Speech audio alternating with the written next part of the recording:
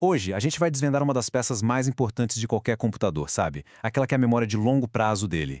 É ali que ficam guardados todos os nossos arquivos mais preciosos. Alguém já parou para pensar nisso? De verdade, quando a tela fica preta, quando a energia acaba, o que garante que as nossas fotos, os nossos documentos, tudo vai continuar lá da próxima vez? Essa é a grande questão que leva a gente direto para o coração do que vamos ver hoje. E a resposta para essa pergunta está num tipo bem especial de memória.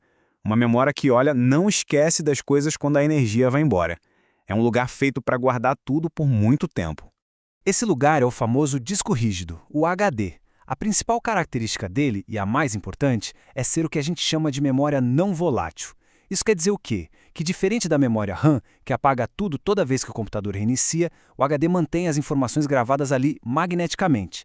É como se fosse a biblioteca pessoal e fiel do computador. Ok, agora vamos fazer uma viagem. Vamos mergulhar para dentro de um HD e entender a engenharia incrível, toda a mecânica que faz essa mágica acontecer.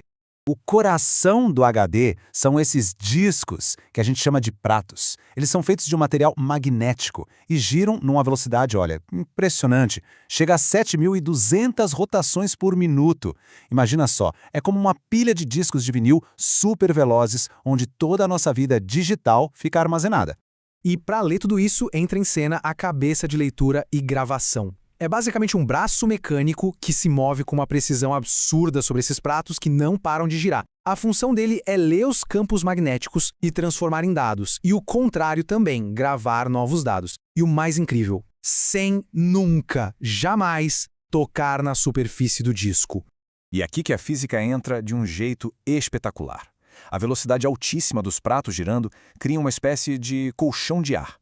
É uma camada de ar finíssima que faz a cabeça de leitura literalmente flutuar a uma distância minúscula da superfície. É isso que impede um desastre e permite que os dados sejam lidos e gravados em segurança. Fantástico, né? Bom, já vimos as partes físicas, a mecânica da coisa. Mas como é que o computador acha um arquivo específico no meio de milhões, de bilhões de arquivos? Aí é que entra a organização, a estrutura lógica que coloca ordem no caos. A organização é toda dividida em camadas. Primeiro, a superfície dos pratos é dividida em trilhas, que são como as faixas de um CD, sabe? Depois, cada trilha dessas é fatiada em pedacinhos, os setores.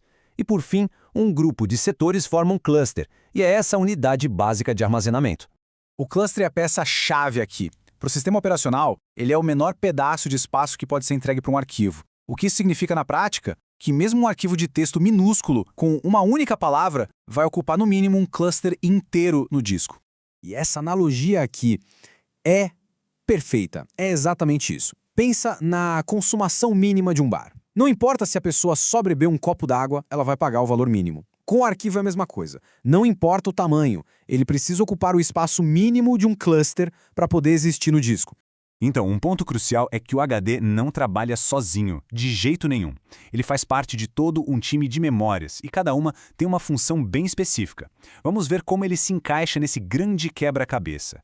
O interessante é ver como essas memórias se completam. De um lado, o HD, lento, mas com uma capacidade de armazenamento gigante. Do outro, a RAM, bem mais rápida, só que temporária. E no topo, a memória cache, que é minúscula, mas absurdamente rápida. E por que essa diferença toda? Custo, basicamente.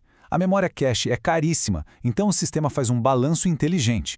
Usa o HD para guardar muita coisa de forma barata, a RAM como uma mesa de trabalho ágil e a cache para ter acesso imediato ao que é mais urgente. O disco rígido foi, por décadas, o pilar do armazenamento. Mas a gente sabe, a tecnologia não para. E o futuro aponta para uma direção bem clara. Uma direção sem nenhuma parte móvel.